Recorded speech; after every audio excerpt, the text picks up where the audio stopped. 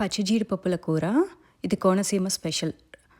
బేసిక్‌గా ముందుగా ఒక కుక్కర్ పాన్ తీసుకొని దాంట్లో 2 లవంగాలు, 2 యాలకులు, ఒక చిన్న దాల్చిన చెక్క వేసుకొని వేగనిచ్చి ఒక 2 చిన్న ఉల్లిపాయ ముక్కలు ఇలాగా కోసుకొని కట్ చేసుకొని 2-3 పచ్చిమిరపకాయలు కూడా చీలికలు చేసుకొని వేసుకోండి ఇలాగా. ఉప్పు తగినంత వేసుకొని బాగా కలిపేసుకొని ఉల్లిపాయని బాగా వేగనివ్వండి. ఉల్లిపాయ కలర్ మారిపోవాలి బేసిక్‌గా.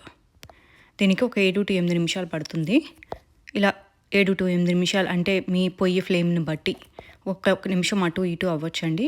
సో అయిన తర్వాత 1/2 teaspoon ginger garlic paste, అల్లం వెల్లుల్లి పేస్ట్ వేసుకోవాలి. చాలా తక్కువ పడుతుంది ఇక్కడ అల్లం వెల్లుల్లి పేస్ట్ మసాలా. ఈ అల్లం వెల్లుల్లి పేస్ట్ ఆ పచ్చి వాసన పోయే వరకు ఇవి వేయించుకోండి. ఒక 3 నిమిషాలు అలా పడుతుంది. తర్వాత 2 మీడియం టమాటాలు ఇలాగా ముక్కలుగా కోసుకొని వేసుకోండి. బాగా కలిపేసుకుని ఈ టమాటాలు ఇప్పుడు బాగా కుక్ అవ్వాలి, అంటే ఒక 50% కుక్ అయిపోవాలి. ఇప్పుడు ముందుగానే మీరు ఈ పచ్చి జీడిపప్పు ఉంది కదా, దీన్ని రాత్రంతా అంటే 8 గంటలు నానబెట్టాలి. దీన్ని నానబెట్టి దీనికి ఉన్న తొక్కంతా తీసేసుకోండి. బేసిక్గా తొక్క ఉంటుంది పచ్చి జీడిపప్పుకి, అదంతా కంప్లీట్గా తీసేసుకోండి. ఇప్పుడు ఈ టమాటాలో 1/2 టీ స్పూన్ కారం, 1/4 టీ స్పూన్ పసుపు వేసుకొని బాగా కలిపేసుకోండి.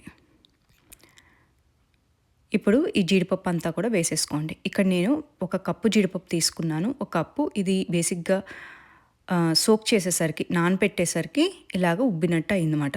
పప్పు బాగా పెద్దదవుతుంది ఉడకపెట్టి, అదే బేసిక్గా సోక్ చేసిన తర్వాత మీకు ఇలా ఒక 2 నిమిషాలు దీన్ని హై ఫ్లేమ్లో కుక్ చేసి వాటర్ ఫామ్ అవుతుంది కదా మీకు బాగా ఇలాగా చూడండి. ఈ పచ్చివాసన పోవాలి, జీడిపప్పు పచ్చివాసన పోతుంది, అందుకే ఒక 2 నిమిషాలు హై ఫ్లేమ్లో. ఇప్పుడు ఒక 1/2 కప్పు నీళ్ళు ఇలా పోసుకుని కలిపేసుకోండి బాగా. దీన్ని కుక్కర్ పెట్టుకుని ఒక్క విజిల్ రావాలి. ఎక్కువ విజిల్స్ వస్తే మాత్రం జీడిపప్పు పప్పు అయిపోతుంది, ముద్ద అయిపోతుంది. సో 1 విజిల్ సరిపోతుంది మీకు. 1 విజిల్ అయి పూర్తిగా కుక్కర్ చల్లారిపోయిన తర్వాత కుక్కర్ మూత ఓపెన్ చేసుకుని దీన్ని ఒక్కసారి కదుపుకోండి. ఉప్పు కారం అన్నీ సరిపోయినాయో లేదో ఇక్కడ చూసుకోండి. తర్వాత ఇది బాగా వాటర్ ఉడకపెట్టండి, బాగా థిక్ అవ్వాలన్నమాట. ఇక్కడ గ్రేవీ ఫామ్ అవ్వాలి బాగా. ఇప్పుడు 1/2 టీ స్పూన్ గరం మసాలా వేసుకుని కలిపేసుకుని దీన్ని ఒక 2 నిమిషాలు ఉడకనివ్వండి. ఇప్పుడు తర్వాత కొత్తిమీర వేసేసుకుని దించేసుకోండి. దీని అన్నం చపాతీ దేంతోనే తినొచ్చు. Please subscribe for more videos.